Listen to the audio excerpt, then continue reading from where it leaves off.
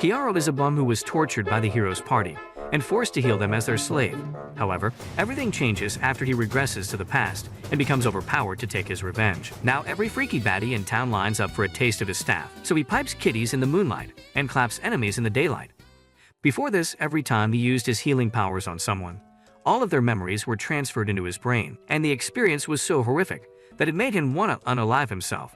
He tried to run away from this horror, but since his powers were too valuable, he was captured and forced to take mind-altering drugs by Princess Flare, who wanted to control him and use him for her own benefit. During their final mission, Flare's party tries to slay the Demon Lord, but she manages to defeat all of them.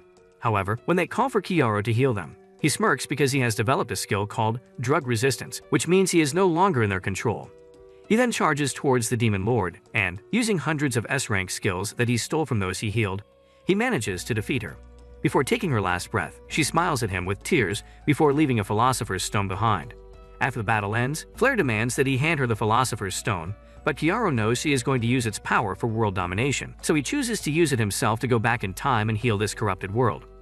Flare reminds him that he will lose his memories too, but Kiaro says he will never forget all the pain he's suffered because it is etched into his soul. After he activates the stone, he goes back in time and wakes up in a small house, where a voice tells him to get stronger.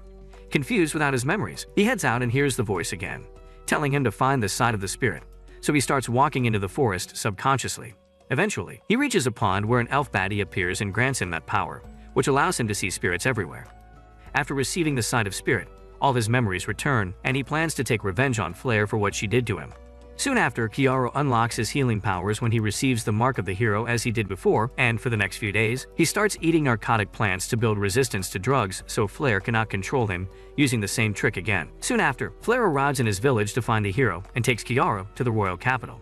On his way, Kiaro realizes his low-budget sharing game allows him to appraise everyone's skill. He soon gets an audience with the king, who grants him the title of Recovery Hero. Kiaro uses his appraisal eye to learn that the king is stronger than promised consort Radon, which means he can't execute his revenge plan while he is around. The king then asks him to enjoy his time until the Sword Saint returns because her arm needs healing. After an exhausting day, Kiaro heads to his new room to rest, but he's soon visited by a maid who wants to give him a special room service. Confused at first, he soon realized that his hero juices can awaken true potential within anyone, so he uses this opportunity to steal the memories of everyone who visits him. Damn good deal. A few days later, the Sword Saint Kuroha returns to the capital, and Kiaro uses healing magic to regrow her amputated arm. His mind is immediately filled with all the horrors Kuroha has faced in her lifetime, which causes him to choke on his own spit. Before Kuroha can help, Flare arrives and tells her to leave this idiot to her. So Kuroha promises to repay him before exiting the scene. Immediately after, Flare starts dissing Kiaro for being a useless moron. And even though the Grand Healer tells her otherwise, she advises him to drug Kiaro so he doesn't faint every time he uses his powers.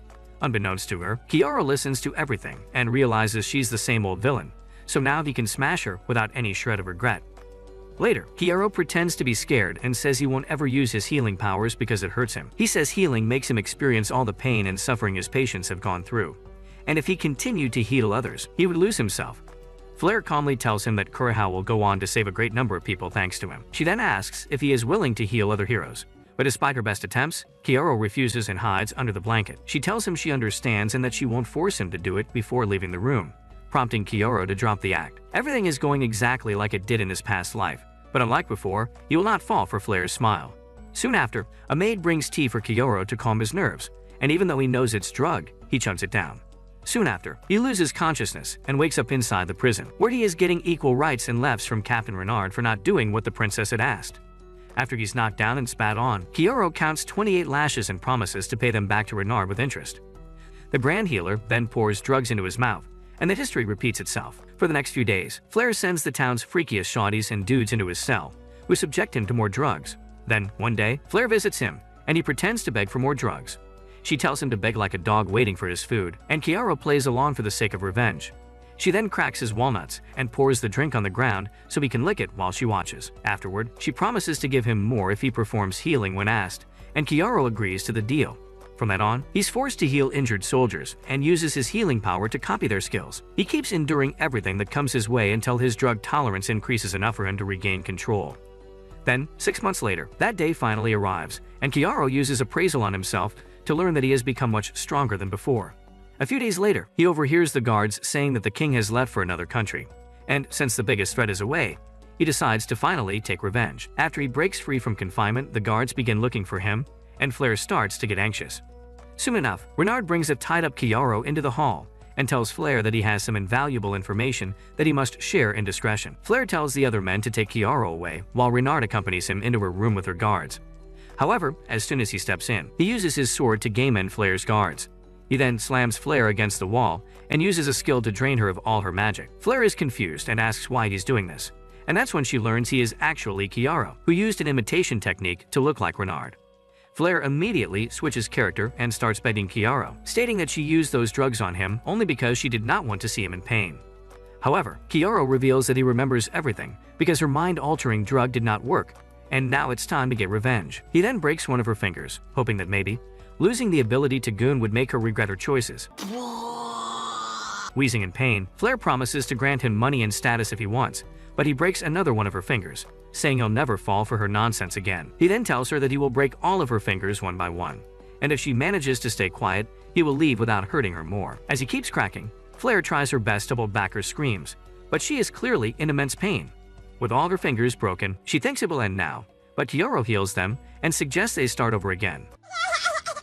This time, she is unable to hold back, so Chiaro moves to the next step. He uses the fireplace to heat a metal rod and asks Flair to pick between his rod and the metal rod. Flair picks the more humane option. My time has come. Afterward, he starts a fire in the room and uses magic to change Flair's face so he can erase her from this world. Before he takes her with him, he changes a corpse's face to look like Flair and makes it seem like Renard was the culprit. The next day, he changes his own face and plans to take revenge on Blade and Bullet, the other two members of Flair's party who subjected him to abuse. After that, he plans to see the Demon Lord again because he thinks she was protecting something before he ended her. Just then, Flair wakes up and is confused as to where she is. She doesn't even remember her name, so Chiaro tells her she's Fredija and she's his attendant. He then tells her that they are lovers. You naughty, naughty. And she'll remember everything if she lets him hit it from the back. Taking him at his word, Fredija agrees to the deal, and after he's done smashing her, she says she still doesn't remember, but her heart tells her they're meant to be together. Soon after, Chiaro and Fredija set out on a journey, and in passing, they see Renard's wanted posters all across the capital. He hears people mourning the death of Flair, but when someone wishes for Princess Norn's safe return, his mood suddenly shifts. Norn is Flair's younger sister, and in Chiaro's previous life, she was the only one to recognize that he had built a drug tolerance. Just thinking about her makes Chiaro sweat, so he decides to leave this city as soon as possible before she returns. In the past, Flair was practicing with her party members, Bullet and Blade, while Chiaro was in the background, and his sole focus was getting more drugs into his system.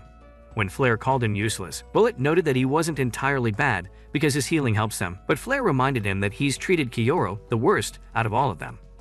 Bullet wished Chiaro would just off himself, and they all laughed at how miserable he looked. That night, Flair called Chiaro in her tent and made him beg like a dog for the drug. She then poured it all over her fountain of youth and made him drink it directly from the source. Afterward, she cracked his walnuts and kicked him outside, where Blade started beating him up for getting freaky with her beloved princess. She then realized Chiaro's lips had been to places she could only dream of, and she started going to town on his mouth to taste Flair's leftovers. Brother, However, she couldn't live with herself because she kissed a disgusting sloth like Chiaro and ended up puking. When Chiaro returned to his tent, he found a bed of roses, and Uncle Josh hugged him from the back, promising to make him feel better. However, when Chiaro resisted, he punched him on the floor, only to regret it seconds later. He apologized for being cruel to Chiaro and starts making up for it. You weird, buddy. With how much he loved Chiaro's face, he didn't want him to grow older and lose that innocence, so he wished he could game end him and etch Chiaro's final face into his eyes. At present, Chiaro wakes up from this nightmare, and Fredija comforts him, revealing that he was screaming in his sleep. Chiaro immediately gets into action, and after rearranging her anatomy, he heads out to wash his face. He remembers all the torture he was put through by Bullet and Blade, and he vows to take revenge if that's the last thing he does. A few days later, Chiaro and Fredija arrive in Lanarita, a free city that is rife with crime and illegal business. The duo then orders food from a nearby inn, but Chiaro uses his special eye to see that the water is poisoned. He suspects that the water source must be contaminated by a monster's carcass, but since the poison is weak to heat, the food here is safe to eat. Chiaro believes the water will clean up once the carcass rots away, but until then, anyone who consumes it will become ill for 2 months. Just then, he notices that a lot of diners are coughing already, and in a week, they'll have a repeat of 2019. Fredija asks if he will help these people, and he says he will be happy to. That night, he chugs the poisonous water down to create antibodies, which he multiplies using his healing. He then pours his blood into the water, and by doing that, he manages to purify it completely. The next day, Freyja says he can become a hero here, but when he says he's not interested in fame, she realizes he's a great human being. Wait a minute!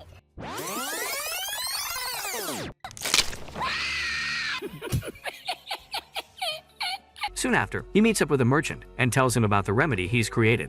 The merchant is skeptical, so Kiaro asks him to try it on himself since he's only infected. However, the merchant gives it to his assistant, who's in a worse condition than him, and as soon as he chugs it down, his body begins to heal. The merchant then tries it for himself and feels much better, so Kiaro asks if he's interested in a deal. The merchant asks for the recipe, but Kiaro turns it down and instead proposes to sell 1 dose for 1 gold coin. The merchant agrees to the deal and even places an order for more doses, which Kiaro accepts. Before leaving, Kiaro tells the man that he chose the selling price, but he wants half he profits from every sale. With no other alternative, the merchant agrees to the deal with a smile, but he is secretly cooking up a betrayal. On their way back, Freyja asks Kiaro why he's trusting the merchant and not selling on his own, and Kiaro says it's more efficient this way. Additionally, if some big shot finds out he has the recipe, Kiaro might become a target, so it's safer to use a merchant. Soon after, he visits the slave dealers because he wants a scapegoat, but Freyja isn't exactly thrilled by the idea, much to his surprise. She suggests getting an adventurer instead, but Kiaro calmly tells her that adventurers have their own will, while a slave will only follow orders. He then heads inside and hands his coin pouch to the dealer, telling him that he is in need of a combat slave. The dealer takes him to the basement, where Kiaro sees hundreds of demi-humans locked behind cages. When nothing catches his eye, the dealer takes him to the injured and sick slave section, where he spots a slave from the Ice Wolf clan. Despite being poisoned by the town's water, the girl is still in pretty good shape, which makes Kiaro realize she is quite strong. Before Kiaro can pick, the dealer tells him this girl was brought here from Pound Town, but she became so violent that her previous owner rejected her, and now she's an expired product. Another thing about her is that she's reached her peak, so no matter how hard she trains, she will not become any stronger than she already is. Suddenly, the wolf girl pounces towards Kiaro, but the dealer uses his ring to control her using magic. Despite the danger, Kiaro walks up to her and sees in her eyes that she is craving revenge, so he tells her he will buy her so she can satisfy her urge. After he places his hand on her head, the girl passes out, letting Kiaro carry her in his arms. The dealer tells him about their no-refund policy, but Kiaro tells him this girl is like him, both seeking revenge on those who wronged them. Kiaro wants to help her unalive the person who hurt her, and he wants to see what kind of person she will become once she's achieved her goal. As he carries her outside, the dealer thanks him for the purchase and asks him to visit again because he will soon receive a big shipment. That night, while the slave is resting, Kiaro uses his powers to heal her, and immediately her memories are copied into his brain. He learns that her name is Setsuna, and she was captured when some human bandits attacked her village. Kiaro then recalls the dealer telling him about a big shipment, and from Renard's memories, he already knows that Joral's army, dressed as mercenaries, is attacking demi-human villages and selling them off as slaves. Setsuna wants to take revenge on these mercenaries because they massacred her entire village, and Kiaro wants to see her do it. Later that day, he meets up with the merchant Ledra and sells him even more vials. On his way back, Freyja is happy that he's making good money because now she can empty his wallet for that Gucci purse. When they return to their place, they notice that Setsuna is still sleeping, so Kiaro gives her another mouth-to-mouth of that antidote, which makes Freyja a little jealous. Suddenly, Setsuna wakes up and slaps Kiaro for diddling with her in her sleep. Freyja immediately steps up and scolds her, stating that Kiaro has been looking after her and was making her drink the antidote just now. At first, Setsuna refuses to believe it, but after Freyja sheds some tears, she notices that not only are her wounds healed, but she also feels much better spiritually. Once she realizes it, she immediately apologizes to Kiaro and introduces herself as a warrior from the Ice Wolf clan. Kiari then asks Freyja to bring food into the room, because tonight he's gonna have a different kind of eat out. What do you mean by that? As soon as Freyja leaves, Setsuna promises to repay him for his kindness later, but she says she has to leave now. She then tries to put Kiaro to sleep, but the man pins her down and reminds him that he removed her collar because he is infinitely stronger than her. He says he does not need a collar to make her a puppet before telling her that his village can be saved because the bandits have not yet reached it. When she tries to resist, he tells her it's futile because if she's getting pinned by him, there is no way she can protect an entire village. He then lets her go and explains to her through a live demonstration that she has achieved her maximum potential for now, but if she does as he says, he can increase her potential tenfold. He then tells her that he has the power of the Sword Saint, as well as the mark of the hero, which puts Setsuna at ease. Kiaro then says he will unlock her potential if she reveals her true name to him, because whoever knows the true name of a beast human can command them as they see fit. Setsuna agrees to share it with him, and become her slave for the rest of her life on the condition that he lets her avenge her people. In agreement, Kiaro whips out his Kitty Slayer 69, giving her the option to either become stronger or walk away. Setsuna chooses the first option. Yes! Yes! Yes! Yes! And after swallowing a little more than her pride, she feels a sudden heat in her body, and Kiaro uses his appraisal eye to see that she has indeed become stronger. However, there is still a lot to unpack, so Kiaro suggests a more direct approach for round 2. Despite hesitating at first, Setsuna lets Kiaro unlock her potential multiple times. Then before dawn, Kiaro takes her back to her village, where the bandits are setting up camp for a sudden attack. Once Setsuna sees girls like her being lashed, she immediately prepares to fight, but Kiaro holds her down, revealing that the bandits are doing this to lure the warriors into a trap. With tears in her eyes, Setsuna stands there watching her friends being tortured, and Kiaro tells her to wait while he thins out the numbers. Setsuna nods in agreement, and soon after, the warriors of the Wolf Clan march through the front gate to take down the mercenaries. As people fall on both sides, Kiaro puts on a mask and introduces himself as the Sword Saint to the men. He then declares that he will bring justice upon those who hurt innocent demi-humans before proceeding to play Fruit Ninja on their bodies. After dealing with the men, he walks up to the demi-humans and reveals he came here in response to the tears of Setsuna, a young girl of the Ice Wolf Clan. He then turns to the remainder of the human army, and when they fire countless arrows at him, Freedia uses her fireball spell to burn them mid-air. The same fireball then burns the mercenaries, and Kiaro laughs like a maniac because he is making their own princess attack them. With most of them defeated, Kiaro gives Setsuna the green light to take revenge, and what follows is a massacre only second to what Annie did to the Levi squad. They ask you how you are, you just have to say that you're fine when you're not really fine, but you just can't get into it because... Kiaro then joins her in the fun, declaring that he usually never hurts those who have not harmed him. But this is for Setsuna, so he's gonna chop everyone who gets in her way. Seeing Setsuna go wild, the Wolf Clan warriors get motivated and march into battle to finish off the remaining soldiers. Kiaro sheaths his sword now that the battle is over. But then he looks up to Freedia and realizes that not only did she lose her memories, but also the wickedness that Flair once had. This makes him realize that the nation of Jorel was responsible for turning her into an evil monster, so now he's considering leveling the whole kingdom. Whoa, calm down, Jamal. Soon after, Setsuna takes down the last remaining human and screams her lungs out before staring dead into the red moon with tears in her eyes. That night, the Wolf Clan celebrates their victory with a party, and after everyone else goes to bed, Kiaro takes Setsuna to the contamination source. He believes the Wolf Clan poisoned the water on purpose to take revenge on the humans who attacked them. Turning to Setsuna, he says he can either make the poison stronger and eat more humans, or he can pour medicine into the water to cure the sick ones. Left with this choice, Setsuna chooses to forgive the humans and asks Kiaro to purify the water. Afterward, as Kiaro unpurifies her fountain of youth, she explains how she felt numb after taking revenge, and she wants to do more to feel something. She doesn't want to hurt humans with the poison, but instead, she wants to use her claws to do it directly. As she reaches Cloud 9, she reveals her real name to Kiaro, so now he can control her until he dies. Meanwhile, the king finally returns to the royal palace, and Reynard seeks an audience with him, explaining everything that Kiaro did. The king tasks him to bring Kiaro's head, and if he succeeds, his reputation as the captain will be restored. Just then, Norn joins her father, seemingly pleased with the arrangement. The next day, Kuroha overhears some men talking about the massacre that happened outside the Wolf Clan village, and how the sword sign appeared and wiped them all out. They believe he was an imposter, but he used the Claret sword technique exclusive to Kuroha's family, which puts her under suspicion. Elsewhere, Kiaro watches his two shawties enjoy themselves in a pond, so Kiaro proceeds to do his best Johnny Sins impression to unclog their pipes. Afterward, the three of them go through the shady town, but Setsuna feels uneasy with so many people lurking around. Just then, a man takes a liking to Setsuna and asks Kiaro to let him hit it from the back for 1 gold coin. But Kiaro says it will take at least 1,000. Furious, the man lunges towards him, but Setsuna quickly takes action and submits him. After praising her for protecting him, Kiaro turns his attention to the man and uses heal on him to learn that he is among the few who ran away from the battle last night. After ripping the badge off his coat, Kiaro tells Setsuna to write him off script. Later, he meets up with Ledra, who suddenly brings a dozen guards to his aid before proceeding with the deal. Kiaro already knew he was shady and even knows that his real name is Kinta, which catches the merchant by surprise. He then requests that Kiaro hand over the antidote recipe because he's found someone who can mass produce it. Kiaro realizes Kinta must have been pressured by some nobles to do their bidding, so he asks how many corpses it would take for him to change his mind. Kinta acknowledges that Kiaro alone is very strong, but questions if his shawties can even run straight.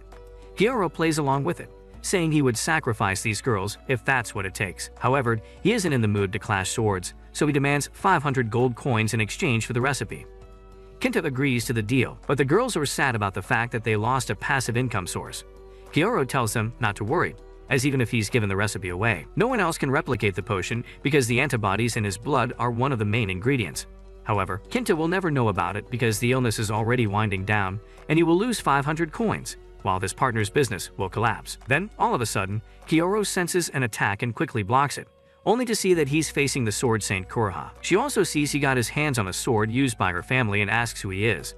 But Kuroha calmly tells her she's mistaking him for someone else. That's when he learns that the army has twisted the story to make it seem like he was the one who attacked the village, while they died protecting it from him.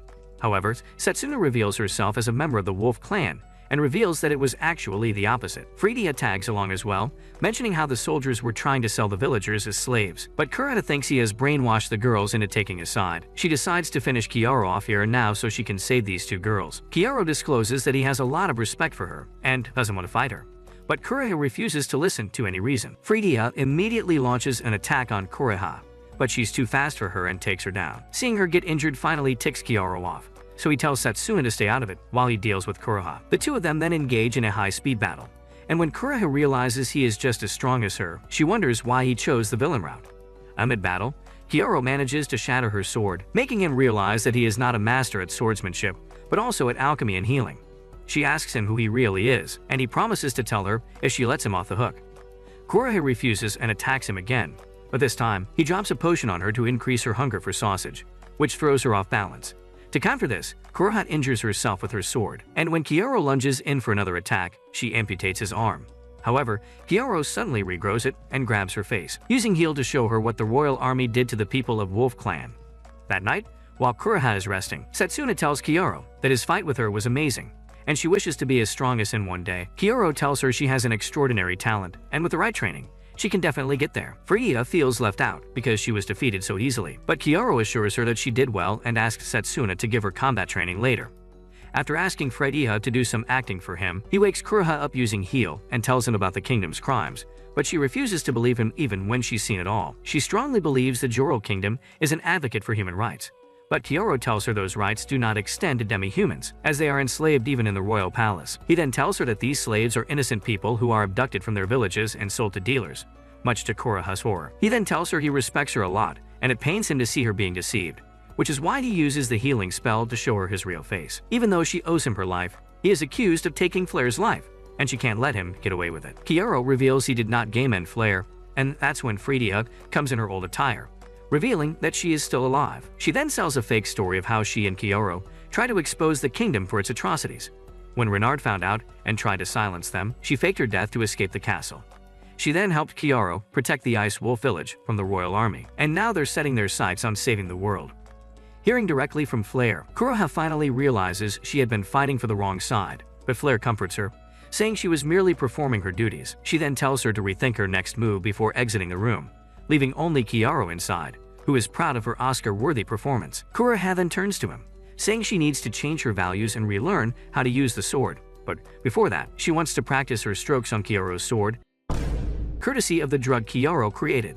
She then pulls him into a kiss, and as Kioro takes her to La La Land, his other two shawties overhear them from outside, wishing it were them. Unbeknownst to them, Captain Renard is on his way with hostages from Kioro's village to take revenge. The next day during breakfast, Kuroha clings to Kioro's arm, which makes the other girls jealous. Soon after, Renard brings the hostage to the city and demands that he turn himself in. Kioro is furious because he knows this is just a bait to lure him out, so he asks Kuroha to find out what happened to his village. After Kuroha agrees, he gives her a goodbye kiss, which shocks the other two. In the meantime, Renard is informed by his men that there is no sign of Kioro, which makes him furious. He recalls how much he hated his new look and burned his own face so it wouldn't remind him of Kioro. But even that wasn't enough. Soon after, Kuroha returns with the news that since Kioro is considered a heretic, his village was attacked on the pretext that they had colluded with him to betray the kingdom. As he takes a moment to think of his next move, Setsuna notices that he's smiling and asks if he enjoys this. However, Kioro says he is extremely sad and angry before putting on his coat and changing his face to go see Renard. While surveying the area, he realizes that Anat is not among the slaves, so he decides to talk to one of the soldiers named Morlet. Since he's using the face of the runaway soldier Murta, Morlet recognizes him, and after some chit-chat, Kioro asks for his help in delivering a letter to Renard. Thinking he's talking to a friend, Morlet agrees to do it, but before leaving, he tells him that Renard also captured the woman who raised Kioro and made her eat his hot dog, which makes Kioro horrified. Kioro recalls a woman named Anna, who was the closest thing he had to a mother, a bright woman who was the sole reason why Kyoto never lost hope in humanity. She is being punished because of her ties with him, which enrages him. That night, Kyoto disguises himself as Murta and meets up with Renard in a deserted house. Renard wants to know where Kyoto is hiding, but he says he will share the news on the condition that he is reinstated into the army. Renard sits close to him and agrees to the deal, so he finally tells him that the man he's looking for is right next to him.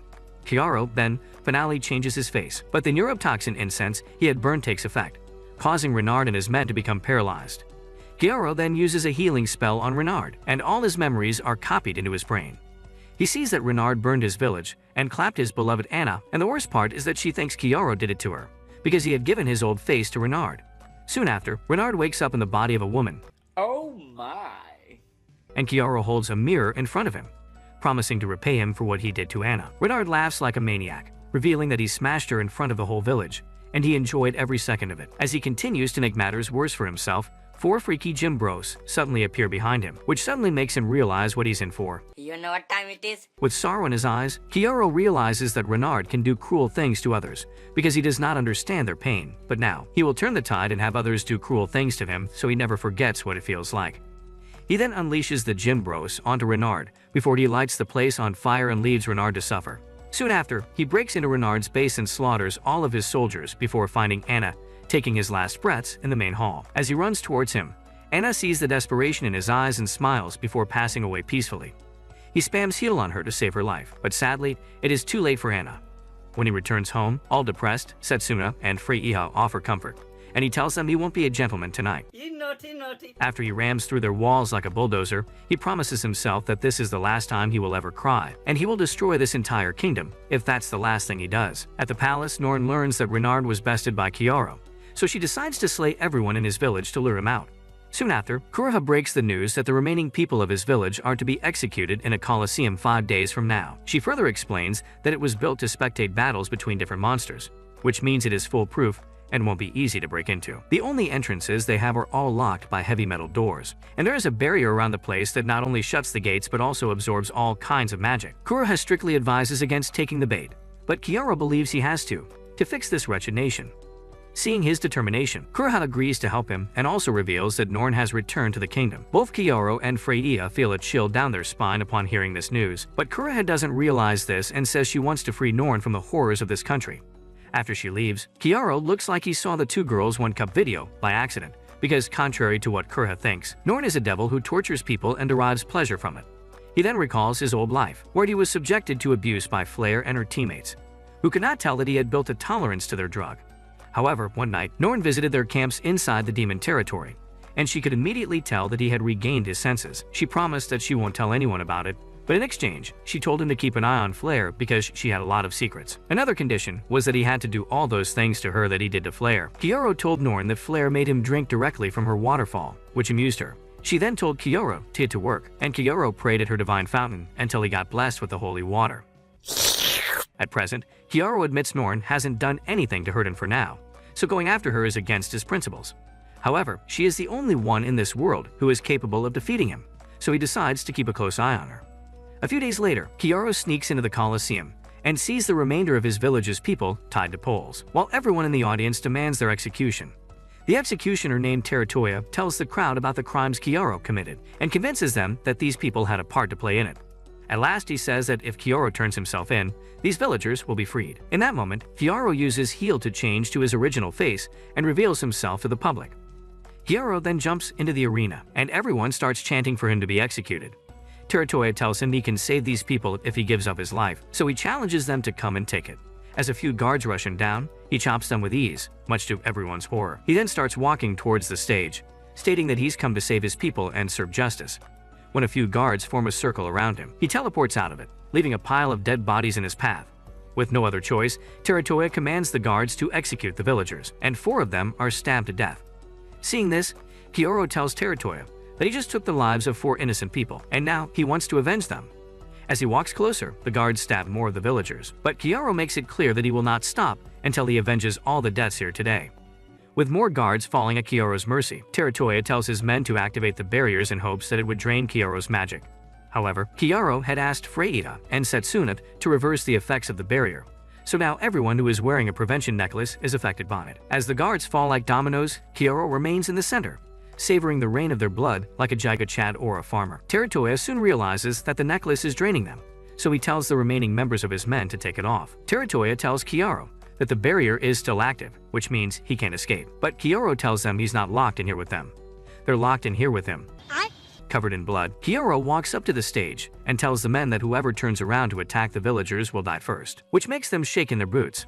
However, he soon realizes that Teratoya had poisoned these villagers beforehand, and he never intended to let them go, which means he can go final boss mode on all of them without any remorse.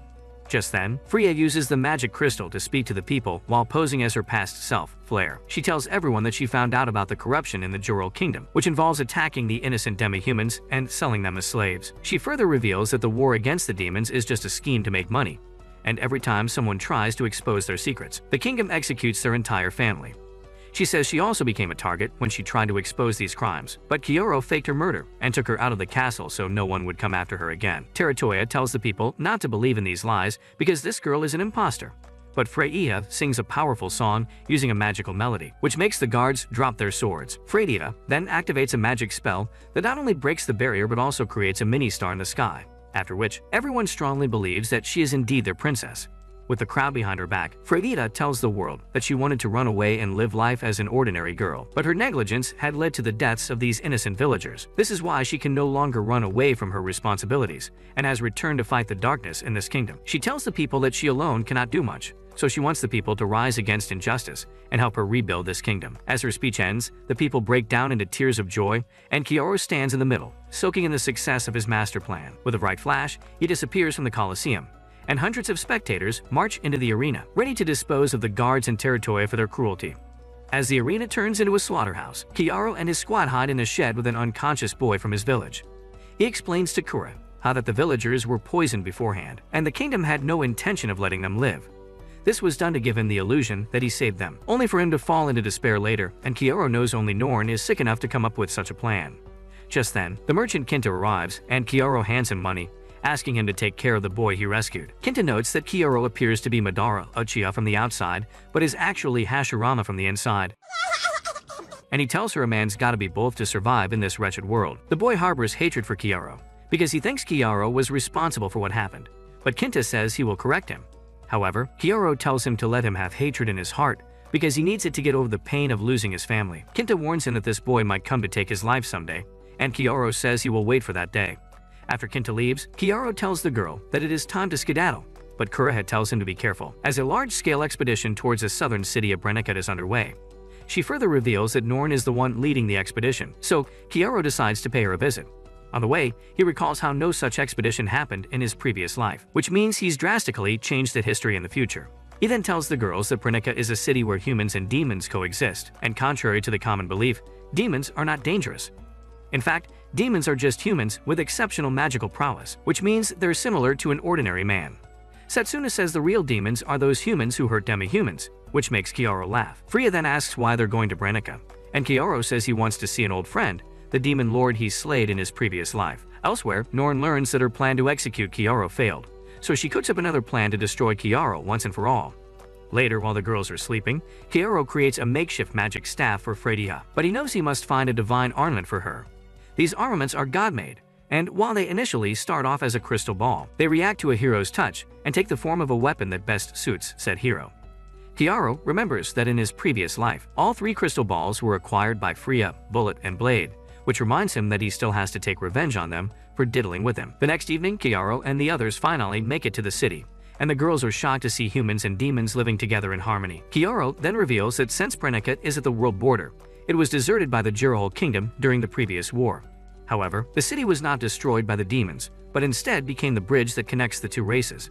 Soon after, Kiaro takes the girl to a pub where they have to share a table with a human and a demon, who are both stoop dog high and appear to be best friends. Kiaro orders food for everyone, including the strangers, so he can talk with them and learn more about the city. The human then reveals that when this city was deserted by the kingdom, it was the demons who offered them a peaceful coexistence, and they accepted it because they had no other choice. Now, 20 years later, humans, demons, and demi-humans all live like there weren't enough drinks in the pubs. The demons and demi-humans help them build the city and even increase their crop production through newer techniques. In exchange, the humans taught them how to live their lives in a more entertaining way and even offered their blood as bait, and some people pay their taxes in the form of blood. As their food arrives, the waitress asks Kiaro if she can seat one more person with them. Kiaro agrees, allowing a petite lady to sit beside him. However, when she takes off her hood, Kiaro realizes she is the Demon Lord from his previous life. Using his appraising eye, he learns that she is still the Demon Lord candidate at this time, but her power levels are still over 9,000. As he turns his attention to the food, Frodiha notes that since humans and demons live such a good life here, this makes the kingdom look bad because their whole agency is to prove that demons are evil. The demon sitting with them says that not all demons are like him, and some actually harbor hate for humans. He also mentions that the demons all follow the command of their lord, but he has never seen one in his entire life. The human jokes that the demon lord must be a gym bro with large fangs, but Kiaro points at the girl sitting next to him and casually says that the demon lord is actually a cute girl like her. He then tells her that she looks a lot like the demon lord he knows, but the girl says she is just an ordinary demon who barely makes ends meet. Kiaro asks her to join them and have as much as she wants, and after some convincing from the girls, she agrees to eat with them. When she asks why he mistook her for the demon lord, Kiaro says he saw her many years ago, and she had silver hair, crimson eyes, and black wings. The drunk demon bro tells him that such features are exclusive to the Blackwing tribe, and the current demon lord has ordered their execution. He further says that if a demon from that tribe were to show up here, everyone would fight amongst themselves to claim the bounty. Hearing this makes the girl uncomfortable, so she decides to leave. However, Kiaro tells her everyone here is already preparing to attack her, and she must let him help or she will die. Suddenly, the demons attack her, but Freyja and Setsuna quickly put up a defensive barrier to protect the girl, while both of them struggle to defend themselves. Kiaro notices that the girl is blocking the attacks with minimal effort, meaning she's really strong. He then turns to the girl and tells her this attack is a mere diversion, only to notice that she has been shot with a paralyzing arrow. Once she falls, the demons begin approaching her, so Kiaro asks if she would hire him as a guard. Just at the last second, she asks Kiaro to help her, so Kiaro declares to the demons that he will protect this girl. After taking out their leader, Kiaro carries her out of the pub and takes her to an abandoned house. He then tells Freyja and Setsuna to keep watch outside while he talks with his new employer. Kiaro then tells her about the demon lord of the Blackwing tribe, but she says that was more than 30 years ago, when he wasn't even born. Kiaro discloses that he's actually talking about the future, and she will become the demon lord in 4 years. The girl believes he's joking because not even demons have the power to see the future. But when Kiaro reveals himself as the recovery hero and addresses her by her real name, Eve, she immediately puts her defenses up. Before things get heated, Kiaro makes it clear that he has no intention of harming her, and instead, he wants a world where everyone lives in harmony. To achieve that, he needs to make sure Eve becomes the next demon lord, which is why he offers to protect her until then. Eve refuses, saying she can't trust a hero who was raised to slay her kind, but Kiaro reminds her she would be dead if it weren't for him. He also tells her that despite her skills, she lacks the brain power and allies to protect herself against deceivers. But Eve gets frustrated, revealing that everyone she once knew has been executed, and all she can do is run away. However, Kiaro asks her to stay with him, promising to protect her and compensate for everything she lacks. He also gives her the option to slay the current demon lord and take their place, and that way she can avenge those who were executed. Eve demands to know what he is after, and he says he wants the heart of the demon lord. Still unsure, she tells Kiaro to let her sleep on it. The next day, she wakes up to the sounds of nature and gets scared, thinking she's the next one in line. When Kiaro stands in front of her, she's so terrified by his Mike Oxlong that she ends up screaming for her mother. Later, as they have breakfast, the girls shame Eve for challenging Kiaro and then running away in the middle of his plumbing session. Eve admits she was taken aback because he came at her so suddenly before asking if he's the protagonist or the villain. Being the humble man that he is, Kiaro spends the next 10 minutes singing his own praises. Eve believes people who toot their own horns aren't always the best of people, but Kiaro says if you tell yourself something enough times, you start to believe it. He then asks her to eat, and when she takes a bite, she ends up crying because she's been on the run for so long. While she eats, Kiaro tells her that the three of them will protect her until she becomes the demon lord. In exchange, he demands the Philosopher's Stone and that Eve set the stage for negotiations with the humans. When she asks what his end goal is, Kiaro tells her the war started so the Juro Kingdom can make money off of it, and this makes him sick, so he wants to end it. Eve asks if swiping her V card is also one of his goals, but he says he's already drowning in cookies and wouldn't risk his shawties to protect a demon lord if his only goal was to get laid. Eve finally agrees to go with his plan and says she can even help them because she is a super strong warrior.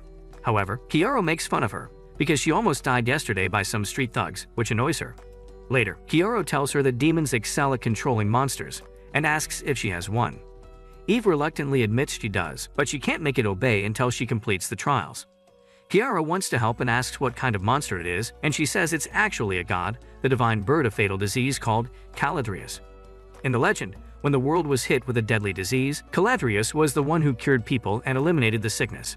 In a different legend, Caladrius is said to have wiped out an entire country with a flap of its wing, which means it can both spread and cure sickness. Kiara is intrigued and wants to see it right now, but Eve tells him he will die. However, Kiara says that is the risk he is willing to take to obtain more power, so he can save the world. Eve tells him that they will become really sick if they fail the trials, but Kiara reminds her that he is the recovery hero who can cure any illness. Even though she agrees, she tells him he must take a round trip around the world, as it is one of the conditions for the trials. So Kiara changes his face and heads out to get more information. Seeing him change appearances makes her realize she hasn't seen his real face yet, so she wishes that maybe one day he'll show her. Later, as he heads outside, he is immediately ambushed by one of the demons who attacked Eve. The demon reveals that changing his face won't do anything because he recognizes him by his scent. Since the cat is out of the bag, Kiara gets serious and eliminates the demon. Later, he returns and tells Setsuna that he needs her to follow the scent of the attackers so he can find their hideout. Before getting into action, he needs to practice his strokes on Freya and Setsuna. Eve runs out of the room but sits by the door and starts eavesdropping. After the intense yoga session, Kiara and Setsuna head out to find the attackers' hideout. Once they locate it, Kiara throws a magic potion on their pet bull, prompting it to go berserk and attack one of them. While the others gather to slay it, Kiara tells Setsuna to take one side while he takes the other. After subduing all of the demons, Kiara puts them in a pit, and Setsuna freezes it so they can't escape. Kiara then asks them if they told anyone about Eve, but they say they haven't because they wanted the bounty for themselves. He then tells them that they destroyed a good restaurant in their pursuit of money, so he'll now keep them here for 2 weeks. When they point out that they will starve to death, Kiara asks him to slay their pet bull and eat its premium beef. As he walks away, the pet bull wakes up and eats all of them, and the sweet revenge makes Kiara laugh. Later, he books a spacious room with 2 beds for the lodging, but Eve is hesitant because she knows Kiara is going to make him watch it live. When she asks if she can have a separate room, Kiara refuses because he must keep an eye on her at all times in case more attackers show up. Still hesitant, she says she will leave the room when he's doing his business, but Kiara refuses again because it is not safe. He then calls in a vote on whether he should keep the Johnny tucked while they're in the city, and naturally, both Setsuna and Freya vote in his favor. The next day, he takes Freya to a magic shop to buy her a staff, but the one she picks is of low quality. Kiara uses his skills to make it Nth-grade staff, which impresses the shopkeeper. He asks Kiara to upgrade 2 more staff for him, and in return, he will sell this one at half the price. In the end, the shopkeeper gives him a mithril sword too to make it a fair trade. Just then, Kiara hears a commotion in town and heads to a higher location, only to see that Norn has made it to the city with her elite soldiers. As an added bonus, she has brought the sword hero blade with her. You are dead! Just then, he sees a Hawkeye in Norn's army, who immediately spots Kiara, prompting him to change his position. As Kiara runs away, he realizes he almost got himself unalived because he was too focused on revenge, so he must keep a cool head. Meanwhile, as the townfolks wonder what the army is doing here, some women start glazing over Blade, and she passes an evil smile to them. That night, she snatches one of these women and drugs her before diving face first into her waterfall. The next day, Kiara and his shawties are having lunch with the demi-human merchant named Carmen. Kiara tells him he needs some sizable funding for traveling and can sell these health and stamina-boosting potions for money. Carmen can tell they are of fine quality and wants to buy them in bulk because tensions are high due to Norn's visit, and people will buy these at any price. As they make a deal, he reveals his plans to open an even bigger shop than this one in the city, but Kiara warns him that a battle may break out here, so he should be ready to flee. Carmen warns him as well, revealing that one of his customers got her kitty slapped by Blade last night. Since the culprit is such a renowned warrior, the woman is completely broke, and even her father is crying himself to sleep. It is rumored that Blade is on a scissoring spree, and Kiara should stay on his toes while he's walking around with chicks who look like top OnlyFans models. Kiara wants to use this against Blade, but since she was obsessed with Flare in her past life, she will immediately recognize her. Thus, he decides to use Setsuna and Eve. But that night, he realizes these girls are way too precious to be turned into bait, so he must find an alternative. The next day, Kiara tells Freya to make him look as fruity as possible, and Freya says, We listen and we don't judge. Before she proceeds with the makeup, Kiara turns himself into a woman, and both Freya and Setsuna start glazing over how cute he looks. Soon after, she turns Kiara into something that will make straight men question their choices. That night, Kiara intentionally roams around in shady alleys, hoping to lure Blade out, but instead, he gets a bunch of gooners trying to hit it. After knocking them unconscious, Kyoto becomes confident in his looks as a woman and heads to the bar where Blade is staying. Soon after, Blade shows up and starts acting friendly with Kyoto as they talk over drinks. After a while, Kyoto decides to go home, saying he's already had enough, but Blade tells him to have one more. She secretly pours a sleeping drug into the drink, but when Kyoto refuses again, she takes a big sip and locks lips with him, feeding him directly from her mouth. Kyoto then pretends to go unconscious, so she carries him in her arms and heads out through the back alley. That's where she is attacked by an old man who happens to be the father of the girl she clapped last night. Feeling no remorse, Blade eats Kyoto toward the old man, so he has to drop the act and kick him to sleep. Blade realizes the drug had no effect on Kyoto and decides to capture him. But Kyoto hits her in the face, which infuriates her. Using her divine weapon Ragnarok, she enhances her physical abilities and manages to get a hold of Kyoto. As Kyoto starts to lose strength in his body, Blade says she won't hit him on his pretty face, unlike how he did to her, but she'll definitely hit him from the back. Kyoto then pretends to go unconscious and soon finds himself tied to a bed in Blade's room. He puts on an act of a helpless maiden and screams for help, but that makes Blade even more excited to explore his fountain of youth. However, when she finds a large tiger instead of a sweet little kitten in his Twilight Zone, she starts gagging and puking. Kyoto then frees himself from the cuffs and immediately poisons her, causing her to feel weak in the legs. He then discloses that if his 11 inches of metal pipe did not give it away already, he is a man disguised as a woman. Disgusted to her core, Blade turns around to grab her sword, but she soon passes out, and Kyoto makes her grab his sword instead. After using heal on her, Kyoto learns that Norn plans to launch a full-scale search and destroy Operation in 3 days, but he will have Ragnarok on his side. Soon after, Blade wakes up in a pub to find her legs completely paralyzed and her sword resting on the table nearby. Kyoto then opens the curtains to reveal 3 Jimbro, thrusting for a cookie. As they move closer, Kyoto takes a seat and hears her beg for mercy. He asks Blade if she had let those girls go if they had told her to stop, and she swears on her mama that she would have. Kyoto then says that he won't end her life, but instead make her play a game. These bros behind her are hungry for both food and cookies, and the only way to stop them from cannibalizing is to let them play Super Smash Bros. On her console. If she manages to survive the night, Kyoto promises to set her free. With no other choice, Blade agrees to it and lets the bros play. But to make matters worse, Kyoto takes the appearance of Flare, the woman Blade cherishes more than anyone. Seeing this completely breaks her, and once she gives up, the bros end up taking her life. Once she dies, her weapon turns into a crystal ball, and Kyoto leaves with it, setting his eyes on the last person he seeks revenge on. The next day, Carmen tells him his potions are nearly sold out and asks Kyoto to make more while handing him the profits. As they exchange a few more words, Hawkeye suddenly appears behind Kyoto, which catches him off guard because he didn't even feel his presence. Hawkeye then asks if Kyoto made these potions, and after confirmation from Carmen, he invites Kyoto to join them because he's both a great alchemist and a master peeping Tom. Hearing this, Kyoto immediately reaches for his weapon, which makes Hawkeye like him even more. Hawkeye then formally introduces himself and asks him to join them, but Kyoto says he likes working alone. He then asks Kyoto why he was spying on them, and Kyoto replies that he was just being cautious because they came unannounced. Hawkeye tells him not to do things that make him look sus before turning to Carmen and asking him for a box of Kyoto's potions. After he leaves, Setsuna notes that this man is super strong, so strong that not even Kyoto can take him in a fair battle. Kyoto agrees with her assessment, acknowledging that Hawkeye will be the biggest obstacle between him and Norn. That night, Kyoto explains that Hawkeye has a godly eyesight, backed up by his superhuman reflexes, and he cannot beat him without a divine weapon. He knows that forming a contract with the crystal ball will turn it into a weapon that best fits him, so he decides to test his luck. By making contact with the ball, he summons the divine spirit, who asks him what his plans are. Kyoto says he wishes to protect it, so he can clap more shotties than Genghis Khan. So he wants immortality and devastation. The crystal adheres to his plans and turns itself into a divine armor called Georges, prompting him to laugh like a maniac. Meanwhile, his shotties overhear him from the room and prepare themselves for some intense piping, while Eve goons outside. Later, Norn learns that Blade has been missing, but she still chooses to continue with her plan. She addresses the people of the city and reveals she's come to free them from the demons who have been mistreating them for years. As she continues yapping, the humans in the crowd tell her to shut up as they are living perfectly fine with said demons. The crowd quickly turns against her, and as they riot, one guy slips past the guards to assassinate her.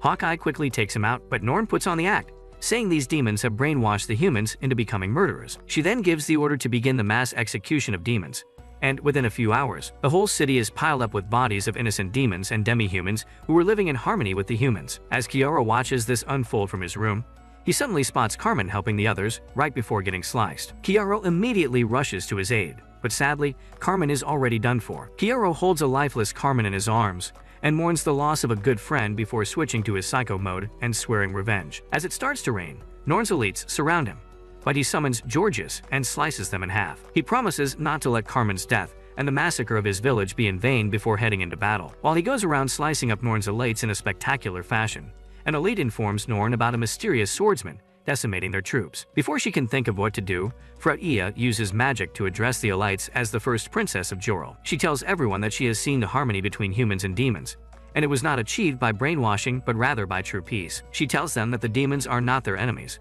and while some of them are indeed monstrous, the ones living in this city are innocent and do not want war. She begs them to stop this massacre, and her words leave Norn confused. With her powerful words, she makes the elites drop their weapons, and the demons soon come out of hiding to see her. Once her speech ends, Norn suspects something must be off because the Flare she grew up with would never see demons as more than insects. She concludes that some other woman is posing as Flare, and she is being manipulated to say those words.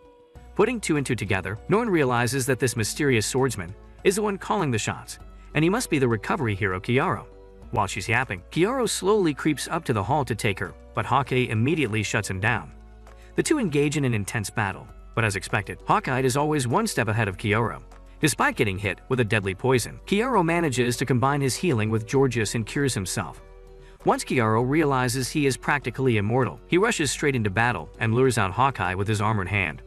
Hawkeye manages to dodge the attack, but Kiaro cleverly uses his other hand to cast reverse healing on him, causing his body to explode. As soon as Hawkeye dies, Norn starts fearing for her life, but Kiaro casually walks up to her and knocks her out. Outside, he sees the humans and demons with mixed emotions, but the massacre is finally over. Later, Kiaro heals Norn to confirm that she was behind what happened to Anna. Once she wakes up, he tells her that her army has retreated to Jorel and no one is coming to save her. He then tells her about Carmen, the only true friend he made in this world, who wanted to open a bigger shop, but he was executed in cold blood because she gave the order. When Norn questions his loyalty to his own race, Kiaro slaps her and tells her that a demon's life is just as valuable as a human's. Terrified of dying, Norn begs for forgiveness, but Kiaro starts choking her, reminding her of all the innocent people whose lives she ruined. Afterwards, he tells her he will let her go if she wins a game, but she will be handed over to the demons if she refuses. Norn agrees to play the game, so Kiaro brings in Flare, turned into a mindless dog, and tells her to give some sisterly love to Norn. 2 seconds into the game, Norn gives up, so Kiaro punishes her by piping her sister in front of her. Afterward, Kiaro proceeds to erase Norn's memories, and she becomes a new person who now goes by the name Ellen, his long-lost sister who loves him a lot. Later, when Kuroha visits them, he fills her in on his 2 new accomplices before asking about the purpose of her visit. Kuroha tells her she was dying to get a ride on his sausage train, so Kiaro brings the whole Shoddy Express to his bedroom. Meanwhile, the king learns that both of his daughters were kidnapped, so he summons Bullet to rescue them. Later, Kiaro asks the girls to make preparations for their departure while he visits a friend. He soon visits Carmen's grave and promises to clap enough chicks for the both of them. He also addresses Anna, telling her that he avenged her so she can now rest in peace. On his way back, he runs into the human and the demon he shared a table with, and they leave him with a gift for saving their lives.